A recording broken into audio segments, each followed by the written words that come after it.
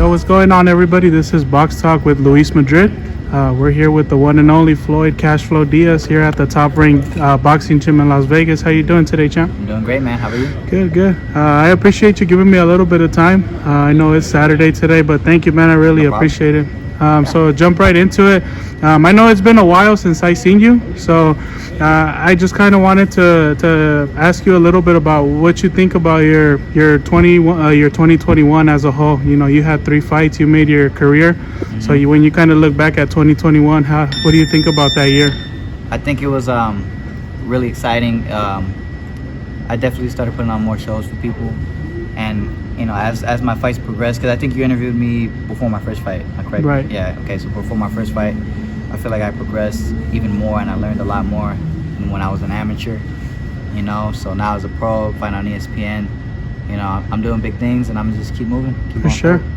And one thing that I did notice about you is a lot of people kind of tend to, you know, to kind of pad their records or fight, you know, upside down records. And with you, it's almost like you're kind of on the fast route. Like you don't really want that. You're fighting guys that are undefeated or similar records to you, or you know, 500 at least. Why is that important to you? Well, to me, it doesn't matter. You know what I mean? I'm all for it. Hey, if you just started pros, you want to fight a guy that's 2-10, go for it. Don't matter. You know what I mean? But obviously, the fans don't like seeing that, and it's up to the matchmaker's job. He's doing a great job with me.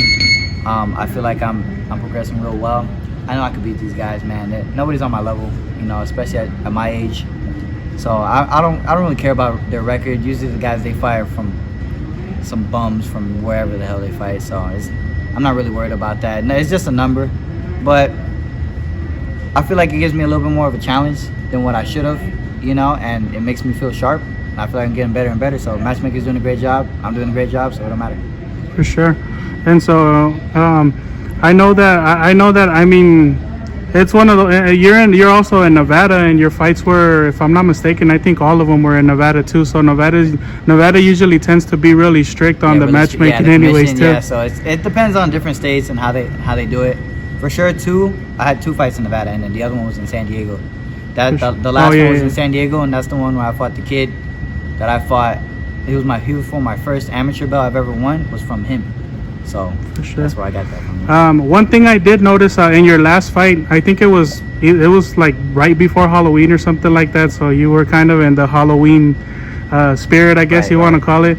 I know you came out with the full, you know, the mask and everything. I heard in another interview, I believe it was with Ellie, where you mentioned that it's really important for you to not just be a fighter, but also it's really important to you to take it as you're an entertainer, not just a fighter. So where do you think where do you get that from? Because I don't see that very often. Do you think that was from like being around Floyd?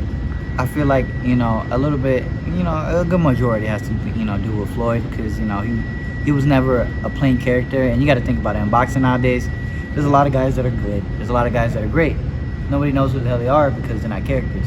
My job, I'm gonna try to, you know, do what I do in the ring, be the best fighter I can be, and also entertain people. You know, I feel like the best one to ever do it probably like that was like I seen, and you know what, Muhammad Ali too. You know, Camacho. Yeah, all of them.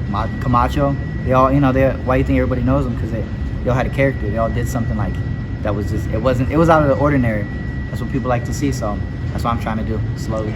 And the whole mask thing, I believe you said, was kind of a last second thing, or else you probably would have been all decked out for reals. Yeah. No, if it's because we didn't know until like a couple weeks before the fight. We were like, damn, the new Halloween movie comes out the same day. So we didn't think about it as much. Like, we should have themed it more. If I would have known that the Halloween movie came out the same day, Michael Myers, I would have overalls every time. I would have been in the whole joint. But we did what we had to do last minute, and the nice little theme song we played, it was nice. It gave energy to the crowd. For sure. I know you had, I believe your first 2 fights were in the bubble, and then like you said, the last one there was a crowd. How much of a difference was that for you to be fighting in the empty bubble, and then all of a sudden there's fans? Right. So the first one was my first fight was the last fight in the bubble. Oh, okay. So after that, it was, a little bit of fans, and then the third one was like regular. But I feel like that first fight, it was weird, because all the amateur fights, you know, it's never really quiet like that, you know, and everything was just weird. Everything was just weird. It was like sparring almost, you know, because I could hear my dad clearly. I could hear the other corner what he's telling them to do, you know, throw an uppercut. Oh, now I know he's gonna throw an uppercut, you know. So it was fun though. I feel like because I could hear, and Teofimo was there too, also that day. So I could hear him put his input, you know. So it was cool. Even like rooming in the bubble is different, right? Like when you first get there and you have to take a bunch of tests and stuff. So you have to take tests, you know, every night, you know, and especially before the fight. And you know, if you get back positive, that's it. You can't fight. You know, and it's I understand because it's for the safety of fighters and also the coaches and fans. So it was okay back then. The only thing was like the rooms. We'd have to stay in separate rooms. Crawford was actually the room right across from me. My dad was my dad, and the room right across from that was Crawford. So you know, it was cool. You know, I feel like it was a little bit more private. You know, but they still could give us our own rooms. I go with my dad because, you know, we made our room together. Right. Yep. For sure. And then I know that Edgar Berlanga, the chosen one, I know he's out here having a training camp in Las Vegas. Right. And he, I mean, I don't know if it's an everyday thing, but I see you guys often on Instagram running together and stuff like that. Yes. How cool has it been to have somebody like that, you know, kind of sharing, well, you know, I don't know if you want to call it camp, but just working out with somebody like that on the regular, and, you know, what kind of things do you learn from somebody like that? Definitely, especially from my man Edgar. He's a good guy. He definitely has great work ethic, you know. And I'm there. Me and my man Crunch Time, James, we're always there to push him, and you know, just help him get better. You know what I mean? Because I can learn from him, and so can he learn from me. And I feel like being around him, I could just see dedication and definitely power. You know what I mean? I feel like that's the only component I'm missing in my boxing. It's just, you know, really sitting on my punches.